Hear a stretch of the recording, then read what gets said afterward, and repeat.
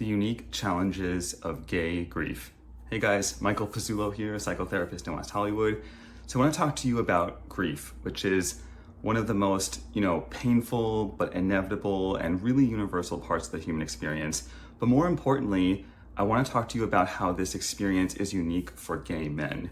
So just to give some context, again, I think of grief as like an equalizer. It is an experience in life that truly no one is able to get away from, right? We attach to people, we form relationships, whether it's with family, significant others, coworkers, you name it. And as time goes on, life does have an inevitable end, and that leads us to experience loss and grief.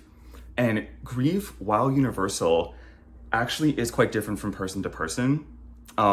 What's interesting about grief is that the symptoms of it really mimic depression.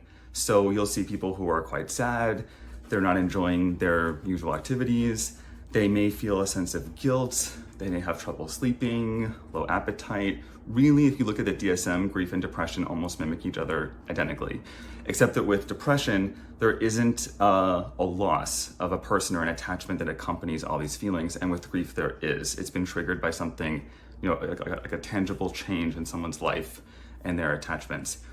But for gay men, there's a few factors I think that really complicate the experience. One, I think, is that gay men, especially of an older generation, because of the way they were brought up, are reluctant to form attachments. I think a lot of gay men struggle with either an anxious attachment style, an avoidant attachment style, and so there may be some reluctance to develop relationships in the first place. So then when they experience grief, when they lose an attachment, I think that brings up a lot of those old wounds and a lot of that ambivalence. And I think that gay men may be more inclined or disinclined to go for relationships again after experiencing grief, because the process of allowing themselves to even form a relationship in the first place was so complicated. So I think that's one thing.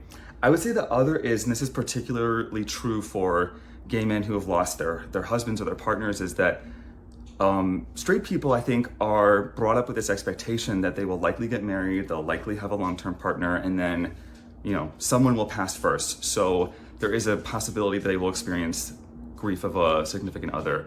Whereas I think gay men have been almost unprepared for this concept entirely, because a lot of people just didn't even think it was possible to get married or envision themselves with a long-term partner. And so if they have, which is fantastic, but now they've lost that person, there can be almost a sense of just feeling unprepared, that I think straight people are a little bit more mentally familiar with, if you will. So that's the other thing. Also as well, I would say the AIDS crisis, particularly, and this is very generational, but gay men who lived through the AIDS crisis, I think, are living with grief. They lived through the death of their community and the grief of that. And I think that any grief they experience afterwards is going to be compounded by the grief they experience going through that. Whether they lost lots of their friends, or even if they just watched in horror from the sidelines, I think that will have an impact. So that's something that you want to definitely address. Again, that's very generational. So if you were born after the AIDS crisis, or you were too young to really understand it or experience it, it's going to be quite different. But if you did live through it and lose a lot of people, I think your grief experiences will be impacted by the AIDS epidemic and how that showed up in your life in particular.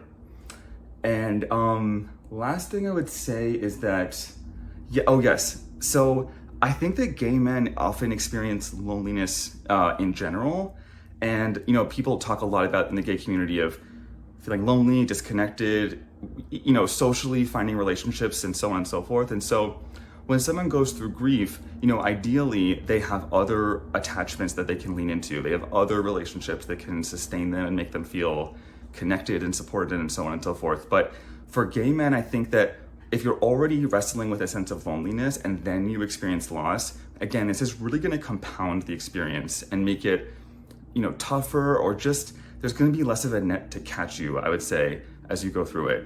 So those are a few things I would really consider if you're a gay man who's going through grief, or if you have a friend who is and you're thinking of how can I support this person, how can I show up with them. Grief is very unique and different for each person, but I think that being gay does play some role in how one might metabolize the experience. And lastly too, I think, of course, when you're going through grief, it is so important that you have a space to process this, whether that's, therapy or, a community you're a part of, or even just talking to your friends. I think it's so important that you have a space to just process everything that's coming up for you, because there's going to be so many feelings and thoughts that come up that are confusing and overwhelming, and you don't want to bottle all of those up. But also what's interesting about grief is that it often can almost be like our teacher. You'll find that a lot of things that are unresolved will get kicked up when you're going through a grieving process. So if there are, parts of your childhood or traumas you haven't dealt with, or insecurities or whatever, that oftentimes people feel confronted with those things when they're going through grief, which may feel like, bad news, like there's more work to do. But I think in a certain sense, it almost forces you to confront the most painful parts of your life and the most, tender moments in a way that you can actually grow from and learn quite a lot. So I think there is a way to incorporate it and use it ideally. So I hope that was useful. If you have gone through grief, I would love to hear your experience. Again, I think it's such a heavy topic. People often don't want to talk about it. It's not as fun and sexy, but it is a really universal and important part of life that we don't want to ignore. So love to hear your thoughts in the comments. Please subscribe if you like these kinds of videos. I'd love to hear from you. And if you are struggling and you need help, I do coaching for gay men internationally, and I also work as a therapist in California and Florida. So feel free to reach out. I'll put my booking link in the description, and thank you so much for watching.